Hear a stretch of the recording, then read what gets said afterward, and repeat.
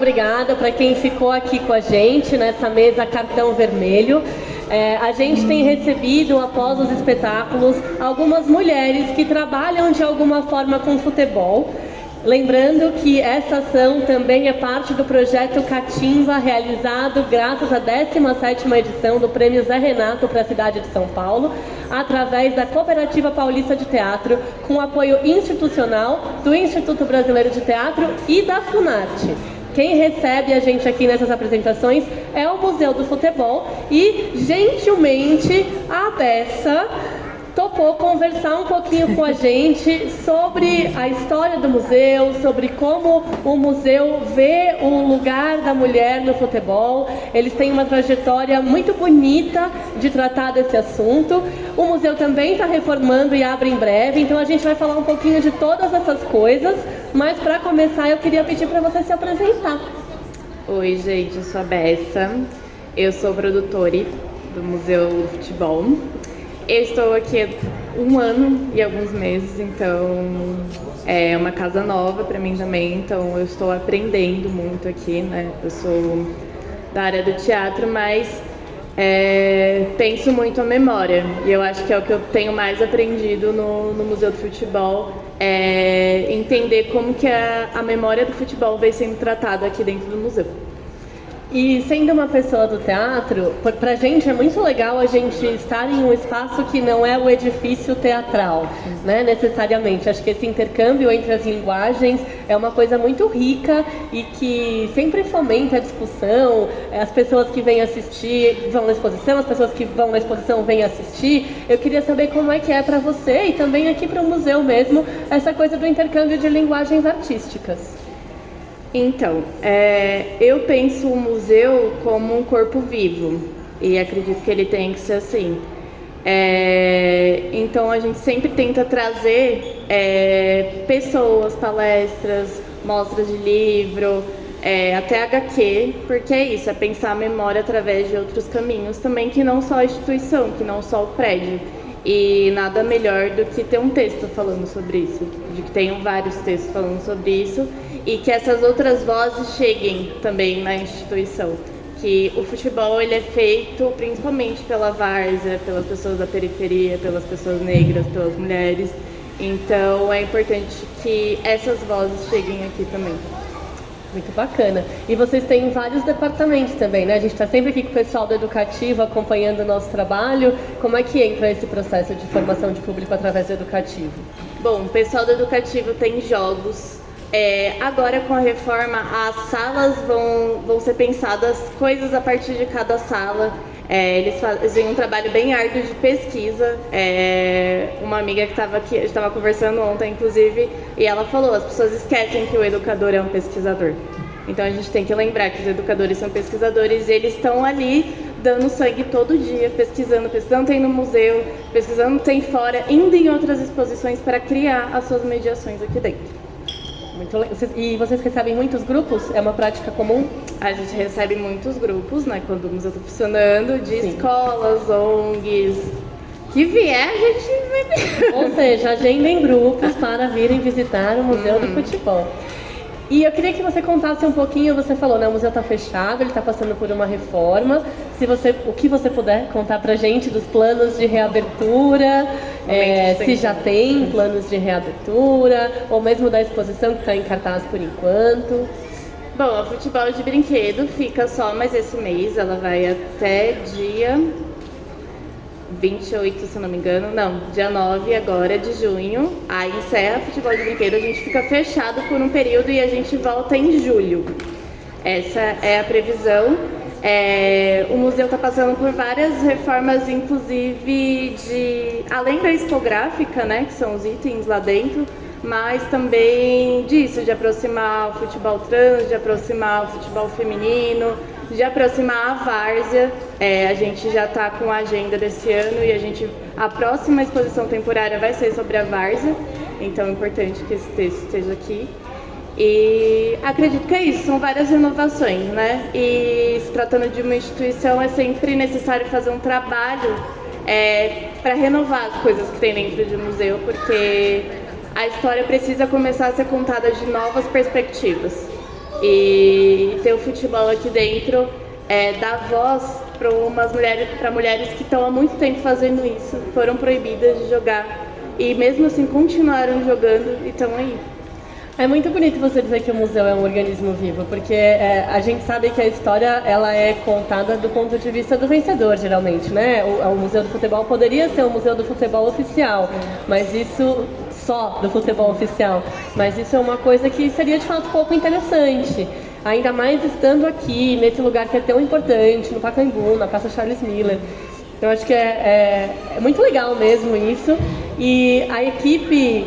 A gente lidou com várias pessoas da equipe para trazer o nosso espetáculo para cá e ficamos surpresas positivamente de que a equipe de gerência, pelo menos as pessoas com quem a gente conversou, eram majoritariamente mulheres.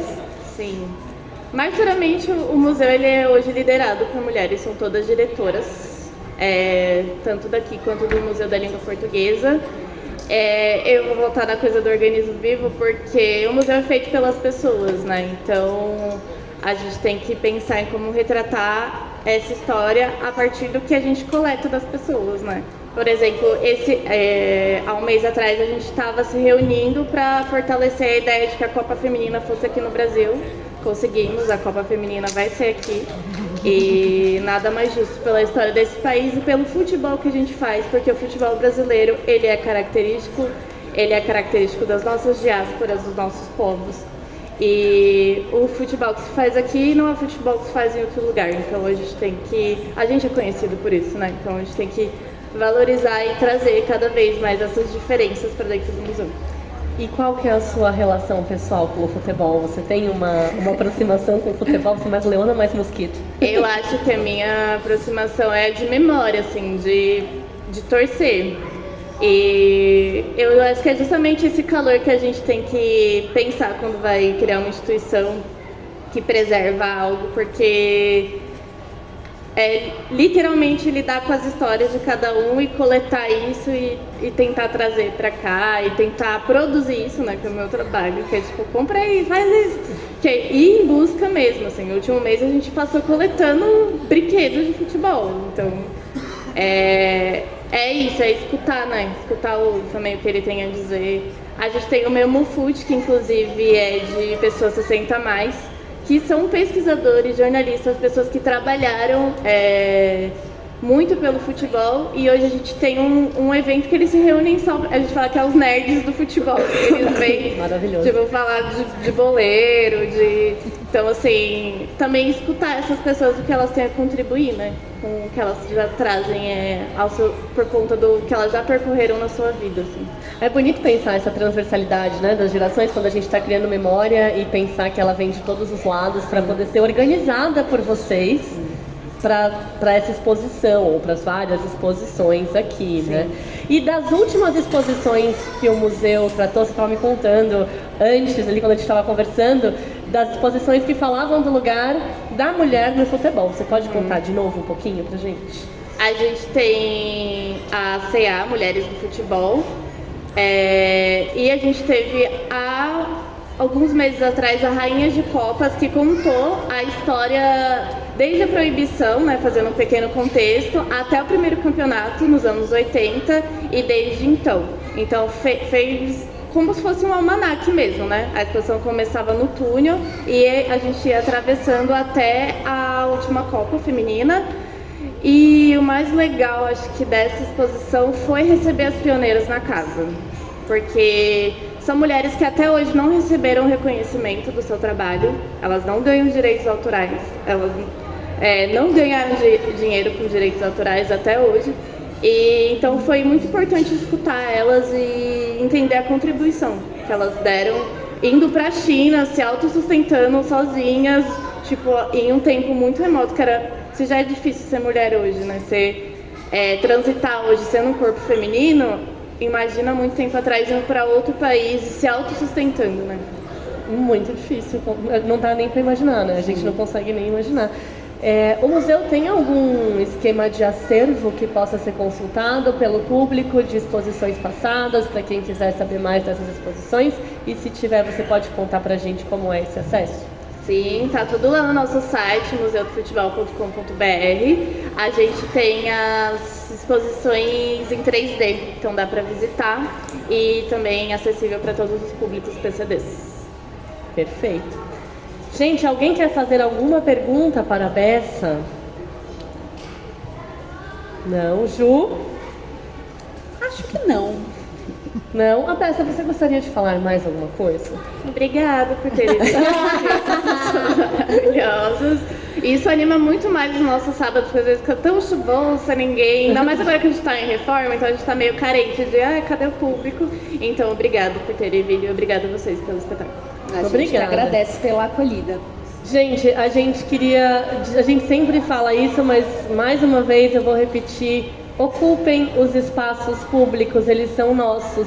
Saiam de casa, assistam as peças que estão em cartaz, feitas com dinheiro público como essa. Visitem os museus, os parques, as praças, porque isso é muito importante, a gente ocupar a nossa cidade e reivindicar isso tudo aqui que é nosso, é muito importante. Então fica aqui o nosso convite para que vocês continuem acompanhando, não só o trabalho do Museu do Futebol e da 2 ml, mas de tantos outros equipamentos culturais e outras companhias que fazem belíssimos trabalhos, tanto para o público jovem, quanto para adultos. Tem para tudo que é gosto, juro que tem para tudo que é gosto. Então, formação de público para a gente também é responsabilidade do agente cultural, ou seja, nós aqui, sabe? A gente, as pessoas. Então, a gente sempre incentiva que vocês continuem visitando, frequentando e espalhem a palavra das artes, porque a cultura tem um poder transformador e de reflexão, de fomentar pequenas revoluções nas pessoas. Então, eu queria agradecer mais uma vez a toda a equipe do Museu do Futebol, o educativo que esteve aqui com a gente no espaço deles esse tempo todo, acomodando a nossa ocupação aqui, se empurrando mais para os lados, as gerências e as diretorias que toparam programar a gente aqui e muito, principalmente a você, que esteve fazendo essa mediação do grupo com a instituição desde o começo. Muito obrigada a todo mundo. E amanhã, como a Júlia já falou, é a nossa última apresentação às 2h da tarde. Então ajudem a gente a espalhar a palavra do Catimba para a gente ter essa escadaria mais lotada ainda do que hoje. Obrigada, gente. Obrigada.